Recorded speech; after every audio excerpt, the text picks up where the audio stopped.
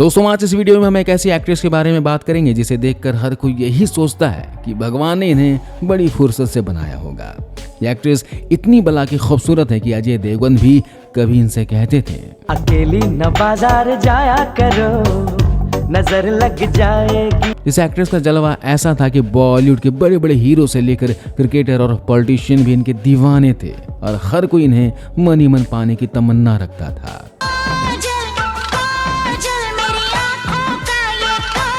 दोस्तों हम बात कर रहे हैं 90 के दशक में अपनी खूबसूरती और अपनी सादगी से सभी को अपना दीवाना बनाने वाली एक्ट्रेस सोनाली बेंद्रे के बारे में।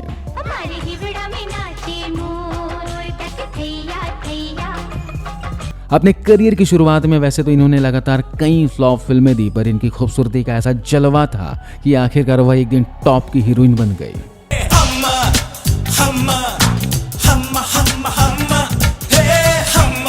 हालांकि इस बीच इन्होंने कई लोगों के साथ संबंध बनाए। हाल दिल का इधर हो रहा है। यहाँ तक कि इनकी खूबसूरती पर फिदा होकर एक पाकिस्तानी क्रिकेटर ने इन्हें किडनैप करने की धमकी भी दे डाली। आँखों में बसे हो तुम दिल में छुपा लूंगा। सोनाली बेंद्रे का नाम बाला साहब ठाकरे के परिवार से भी जुड़ा। बाला साहब ठाकरे के परिवार में कुछ झगड़े की वजह भी सोनाली बेंद्रे बनी और जिंदगी के बीच में इन्हें एक ऐसी बीमारी का सामना भी करना पड़ा जो किसी को ना हो तो ही अच्छा है। जुबां पर तेरा फिर भी नाम आ रहा है। एक बार तो इन्हें बिना किसी गलती के गिरफ्तार भी कर लिया गया और पुलिस ने इन्हें काफी ज्यादा टॉर्चर किया। यहाँ तक कि हमारे सुनील शेट्टी शादीशुदा होने के बावजूद भी इनके प्यार में पड़ गए। सुनिए, मैं आपसे शादी करना चाहता हूँ। इनकार कर सकती है। आखिर कैसे एक फिल्म डायरेक्टर से कॉम्प्रोमाइज ना करने पर अचानक से सोनाली बेंद्रे को फिल्मों से बाहर कर दिया गया और वह बर्बाद हो गई। जानेंगे और बहुत कुछ इस वीडियो में, तो वीडियो से एंड तक बने रहिए।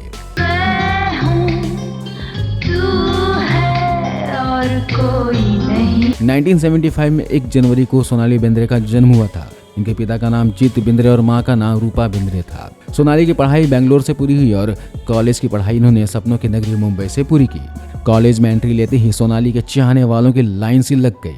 उनकी फीमेल फ्रेंड्स इनसे यहाँ तक कहती थी कि तुम बहुत सुंदर दिखती हो, तुम तो हीरोइन लगती हो। और इन्हीं सब बातों से प्रेरित होकर सोनाली ने स्टार डस्ट मैगजीन के लिए एक प्रतियोगिता में पार्टिसिपेट किया और उनका लक रहा कि वह कंपटीशन में जीत गई।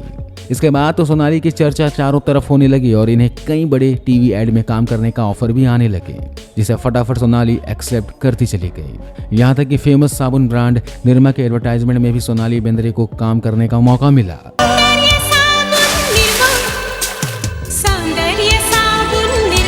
निरमा के ऐड को देखकर महेश भट्ट ने सोनाली से मुलाकात की और अपनी फिल्म में इन्हें साइन कर लिया। इस फिल्म का नाम था नाराज। इसी फिल्म में वह फेमस गाना है जिसके बोल हैं, जुबां पर तेरा फिर भी नाम आ रहा है। फिल्म में सोनाली के हीरो थे मिथुन चक्रवर्ती और अतुल अग्निहोत्री, जो कि एक दूसरे से नाराज थे और एक दूसरे को मनाने में लगे हुए थे। पर यह नाराजगी इतनी ज्यादा हो गई कि फिल्म को रिलीज करने में काफी ज्यादा समय लग गया। इस फिल्म के बाद सोनाली ने कई और भी फिल्मों को साइन किया और उनकी पहली फिल्म रिलीज हुई। इसका नाम था आग, जिसमें इन्होंने गोविंदा के साथ काम किया। इस तरह आग सोनाली की डेब्यू फिल्म मानी गई। आँखों में तुम हो, सांसों में तुम हो मेरी जिंदगी। वैसे फिल्म तो कुछ खास नहीं चली, पर सोनाली बेंद्रे को बड़े पर्दे पर देखकर हर कोई इनकी खूबसूरती का कायल हो गया और इन्हें इसलिए new face of the year का अवार्ड भी मिला। इसके बाद सोनाली ने मिथुन चक्रवर्ती के साथ द डॉन, सुनील शेट्टी के साथ गद्दार फिल्म में काम किया और साल के आखिरी में इनकी टक्कर नाम की फिल्म भी रिलीज हुई, जिसमें एक बार फिर वह सुनील शेट्टी के साथ नजर आए। टक्कर फिल्म सोनाली की यादगार फिल्म बनी और इस फिल्म के गाने भी काफी ज्यादा हिट हुए। आँखों में बसे हो तुम दिल में छुपा लूंगा। अभी तक पूरे बॉलीवुड में सोनाली बेंद्रे की चर्चा होने लगी थी। लोग इनकी तारीफ करते हुए नहीं थकते थे। इसके बाद फिल्म आई बॉम्बे और इस फिल्म में सोनाली का एक आइटम सॉन्ग था जो कि तब के समय में इतना ज्यादा हिट हुआ कि हर किसी के जुबान पर इस आइटम सॉन्ग के बोल चढ़ गए थे।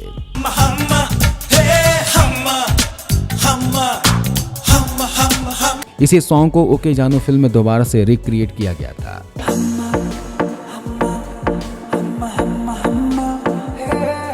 96 में सोनाली बेंद्रे की एक के बाद एक 3 फिल्में रिलीज हुई, जिसमें से पहली थी रक्षक, जो कि फ्लॉप साबित हुई। इसके बाद सुनील शेट्टी और कादर खान और अक्षय कुमार के साथ सोनाली की सपूत फिल्म आई। फिल्म की स्क्रिप्ट काफ़ी अच्छी थी, पर यह फिल्म कमाल नहीं दिखा सकी। इसके बाद सोनाली की एक ऐसी फिल्म आई जिसमें इनके प्यार में पड़कर अजय देवगन आतंकवादी तक बन गए। हम बात कर रहे हैं दिल जले फिल्म के। ये फिल्म बड़ी हिट साबित हुई और फिल्म के गाने भी लोगों को पसंद आए। खासतौर पर मेरा मुल्क मेरा देश गाना लोगों की जुबान पर चढ़ गया। मेरा मुल्क मेरा देश मेरा ये वतन शांति का उन्नत। इसके बाद 97 में सोनाली की 3 और फिल्में रिलीज हुई, जिसमें पहली थी तराजू, जो कि फ्लॉप रही। दूसरी थी कहर, जिसमें वह पहली बार 2.5 किलो के हाथ वाले मतलब कि सनी पाजी के साथ दिखाई थी। ये लड़की मेरी जान है, अगर किसी ने इसकी तरफ आंख उठाकर भी देखा तो उसके सारे खानदान की आंखें निकाल दूंगा। इसके बाद सुनील शेट्टी के साथ एक बार फिर सोनाली को काम करने का मौका मिला। ये फिल्म थी भाई। एक बेहतरीन फिल्म थी और पहली बार फिल्म के अंदर सोनाली एक अलग ही रोल में दिखाई दी और ये फिल्म हिट साबित हुई। 98 में एक साथ सोनाली बेंद्रे की 6 फिल्में रिलीज हुई, जिसमें पहली थी अंगार। इसमें साउथ के सुपरस्टार नागार्जुन सोनाली के हीरो थे।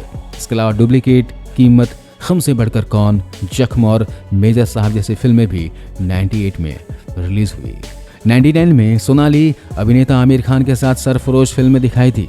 इस फिल्म में जगजीत सिंह की प्रसिद्ध गजल बहुत हिट हुई। होश वालों को खबर क्या बेखुदी। ये गजल आगे चलकर एवरग्रीन गजल में शामिल हो गई। इसके बाद सोनाली कई बड़े अभिनेता और अभिनेत्री के साथ हम साथ साथ फिल्में दिखाई दी, जिसमें इनके हीरो थे सलमान खान। वैसे इस फिल्म में एक्टर सैफ अली खान भी थे। इसके अलावा करिश्मा कपूर, नीलम कोठारी और तब्बू ने भी इस फिल्म में काम किया था। इसे फिल्म की शूटिंग के दौरान सलमान भाईजान एक काले हिरण का शिकार किए थे, जिसकी वजह से भाईजान के पीछे अभी भी लॉरेंस बिश्नोई पड़े हुए हैं। इसकी चर्चा हम फिर कभी करेंगे। अभी बात करते हैं फिल्म की। हम साथ साथ फिल्म में सोनाली और सलमान की जोड़ी को लोगों ने खूब पसंद किया और ये फिल्म हिट साबित हुई, क्योंकि एक पारिवारिक फिल्म थी जिसे आज भी लोग अपने परिवार के साथ बैठकर देखना पसंद करते हैं। इसके बाद चल मेरे भाई और 2.5 अक्षर प्रेम की जैसी फिल्मों में सोनाली को छोटा रोल करना पड़ा। साल 2000 में सोनाली की गोविंदा के साथ जिस देश में गंगा रहता है फिल्म आई, जो कि एक कॉमेडी फिल्म थी। इस फिल्म में कुमारी लड़कों के लिए एक शानदार सॉन्ग था, जिसके बोल थे ऐसे भी चलता है चक्कर, चलाओ मेरी शादी करवाओ मेरी शादी कर। हालांकि फिल्म में गोविंदा और सोनाली की जोड़ी को लोगों ने कुछ खास पसंद नहीं किया और फिल्म पूरी तरह से फ्लॉप रही। इसके बाद फिल्म आई हम आपके दिल में रहते हैं और इस फिल्म में सोनाली ने अनिल कपूर के दिल में रहने की पूरी कोशिश की, पर अनिल कपूर ने सोनाली को जरा भी भाव नहीं दिया, क्योंकि इस फिल्म में पहले से ऐश्वर्या थी, जिनका जलवा भी टॉप पर था। इस फिल्म के बाद सोनाली के करियर का ग्राफ नीचे गिरने लगा था और इसी समय एक ऐसी कंट्रोवर्सी हुई जिसने सोनाली के फिल्मी करियर पर लगभग रोक सी लगा दी थी। दरअसल सोनाली ने सिस्टम नाम की एक फिल्म साइन की थी, जिसके प्रोड्यूसर जम्मू सुगंध थे। इन्होंने एक ही साथ 3 फिल्म के लिए सोनाली को साइन कर लिया था और पहले फिल्म की तैयारी भी शुरू कर दी गई थी। फिल्म इनके हीरो आर्यन वेद थे और जब इस बात की जानकारी सोनाली को हुई तो उन्हें लगा कि आर्यन तो बिल्कुल नए हीरो हैं और इससे इनकी इमेज पर खराब इफेक्ट पड़ेगा। वैसे कुछ हद तक यह बात भी सही थी, क्योंकि सोनाली अपने आप को एक बड़ी एक्ट्रेस मानने लगी थी और उनमें थोड़ा बहुत घमंड भी आ गया था। इसलिए उन्होंने प्रोड्यूसर से फिल्म के स्क्रिप्ट को बदलवाने की डिमांड कर दी। इन्होंने कहा कि इस फिल्म में हीरो से ज्यादा मेरे सीन होने चाहिए, पर प्रोड्यूसर ने उनकी डिमांड को एक्सेप्ट नहीं किया और आखिरकार सोनाली ने भी घमंड में चूर होकर फिल्म को छोड़ दिया, जबकि वो अपनी फिल्म की फीस भी पहले से एडवांस में ले चुकी थी। इसके बाद तो फिल्म के प्रोड्यूसर और डायरेक्टर ने सोनाली को अपनी दोनों फिल्मों से भी बाहर का रास्ता दिखा दिया। सोनाली की इस हरकत से कई लोग गुस्सा भी हुए और लोगों ने सोनाली को जमकर खरी खोटी सुनाई। इसके बाद सोनाली की और भी कुछ फिल्में आई, जिनमें लव के लिए कुछ भी करेगा रिलीज हुई, जो खास कमाई नहीं कर सकी। इसके बाद तेरा मेरा साथ रहे में वह अजय देवगन के साथ स्क्रीन शेयर करती हुई दिखाई दी, पर यह फिल्म भी फ्लॉप रही। इसके बाद प्यार किया नहीं जाता भी फ्लॉप साबित हुई। सोनाली को लज्जा में भी देखा गया था, जिसमें उन्हें एक छोटा सा रोल मिला था। लज्जा के बाद उन्हें चोरी चोरी और कल हो ना हो में भी देखा गया था। हालांकि इनमें से कोई भी फिल्म अच्छा कमाल नहीं कर सकी और इसके बाद सोनाली ने बॉलीवुड से दूरी बनाना शुरू कर दिया। जब सोनाली को लगा कि बॉलीवुड में अब उनके करियर का ग्राफ नीचे आ रहा है, तो उन्होंने बॉलीवुड छोड़कर साउथ की फिल्मों में काम करना शुरू किया, जिनमें सबसे ज्यादा चर्चित रही इंद्र द टाइगर। यह फिल्म इतनी ज्यादा खतरनाक है कि इन्हें अन्य भाषाओं में भी डब किया गया। इस फिल्म में सोनाली के हीरो चिरंजीवी थे। इसके बाद उन्होंने कई दूसरी साउथ की फिल्मों में भी काम किया, पर आखिरकार साउथ में भी उन्हें काम मिलना धीरे धीरे बंद होता चला गया। उनकी आखिरी साउथ की फिल्म थी शंकर दादा MBBS, जिसमें वह चिरंजीवी के साथ दिखाई दी थी। साल 2013 में once upon time in Mumbai film release हुई, जिसमें सोनाली सपोर्टिंग रोल में दिखाई दी थी। दोस्तों, क्या आप जानते हैं कि सोनाली खुद भी कई लोगों के प्यार में भी पड़ी थी, जिनमें पहला नाम आता है सुनील शेट्टी का। दोनों एक दूसरे को काफी ज्यादा पसंद करते थे।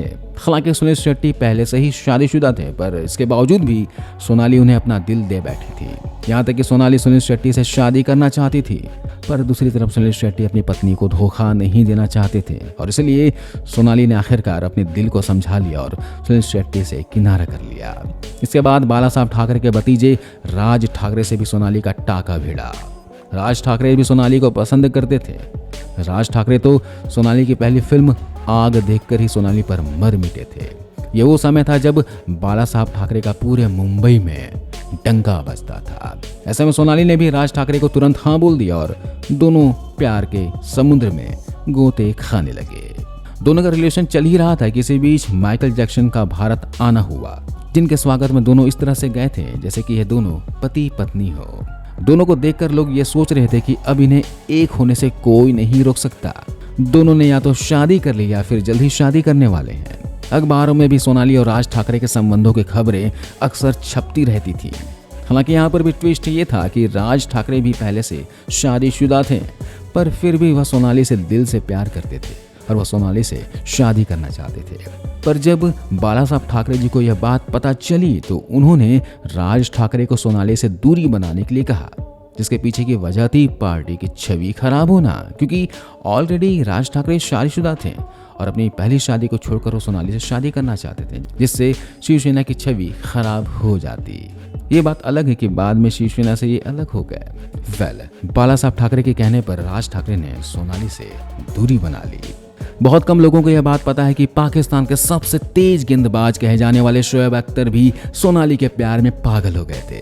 दोनों की मुलाकात भारत पाकिस्तान के मैच के दौरान हुई थी और इसी मैच के दौरान शोएब अख्तर सोनाली की खूबसूरती के कायल हो गए।